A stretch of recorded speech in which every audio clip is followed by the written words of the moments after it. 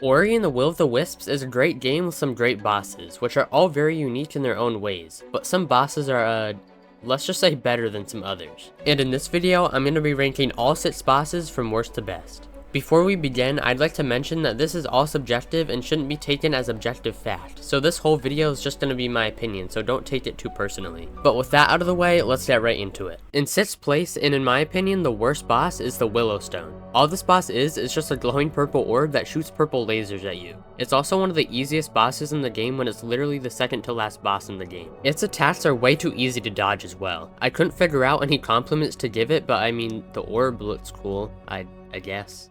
Number 5 on my list is Howl. This is the first boss in the game and I think has a really nice design. The main thing I didn't like about this boss is that once you get him to half health he just runs away, and that makes you think you're gonna see him again, but he never ends up reappearing in the game at all. He does the same 2 attacks for the whole fight, but I don't think that's a bad thing entirely, seeing as it's literally the first boss. It's okay, but definitely not anything special. Number 4 is the Horned Beetle. This boss is really well designed for like the first actual boss fight and is pretty fun to fight. I do wish it was a bit longer, but overall there's not much else I have to say about this boss. It's not too good or bad.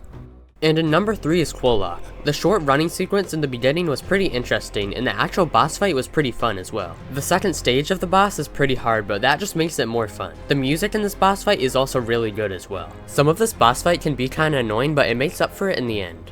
Number 2 is Shriek. Shriek is the final boss in the game and is one of the best bosses in this game. The amount of movesets and the different running sequences make it that much better. This is definitely a top tier boss. After you defeat it, you do kind of feel bad, but then you don't at the same time because he basically almost murdered your friend and a bunch of other people. And finally, the number 1 best boss in Ori and the Will of the Wisps, in my opinion, is Mora. This boss design is incredible and the graphics and music as well are really good. This boss was easily the funnest one for me. I don't even know if that's a word, but you know what I mean. The second stage of this boss was really unique as well, fighting in the dark. I did die like a lot, but finally beating it was so satisfying. It's also just cool to fight a giant spider. In conclusion, I think this game has some of the best bosses out of all the indie games I've played, but feel free to leave a comment of your list. But that's going to be the end of this video. Thank you everyone for watching, subscribe if you haven't already, and I'll see you all in the next one.